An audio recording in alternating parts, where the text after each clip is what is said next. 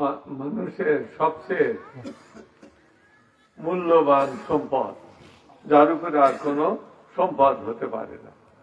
তোমরা সোনা দানা, জমি জমা, বাড়ি গাড়ি, এগুলোকে অনেক বড় সম্পদ মনে করো, কিন্তু মানুষের বা মুমিনদের, মুসলমানদের সবচেয়ে বড় সম্পদ হচ্ছে ঈমান।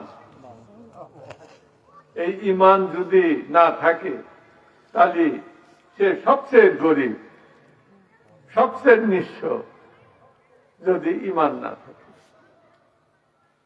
এই মুসলমান আমরা, আমাদের ঈমান আসলো কি করে?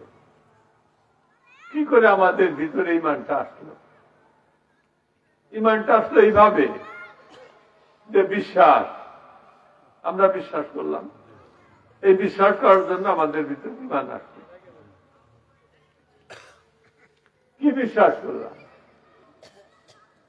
আমরা বিশ্বাস করলাম কোরআনের ভিতরেও আছে, বা আমাদের যে কালেমাগুলো আছে লেখা, ওর ভিতরে আছে।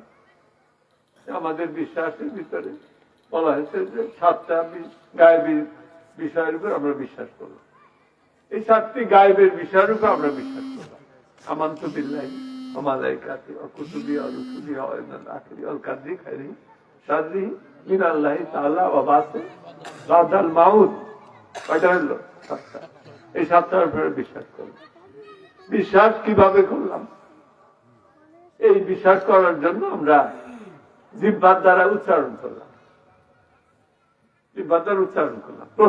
প্রথম ধাপটা শর্ত, যে তোমাকে এই বিশ্বাস আনার জন্য, তোমার ভিতরে ঈমানকে আনার জন্য প্রথম যে শর্ত, ধাপটা হচ্ছে তোমার তাকরীরু বিল লিসান। তাকরীরু বিল লিসান মানে কি?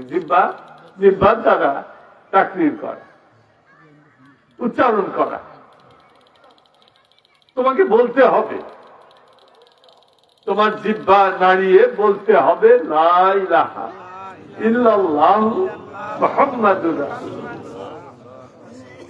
1 সেকেন্ড আগে যে কাফের ছিল, এই কালেমা পড়ার সাথে সাথে সে মুমিন হয়ে গেল। খালি মুখে বললে হবে না, আরো শর্ত আছে। আগে পরে 3টা শর্ত। তার আগেরটা হচ্ছে তাকরীরু বিল লিসান, যেটা তুমি জিহ্বার দ্বারা পড়ছো। শেষেরটা হচ্ছে আমালু বিল ইরকান।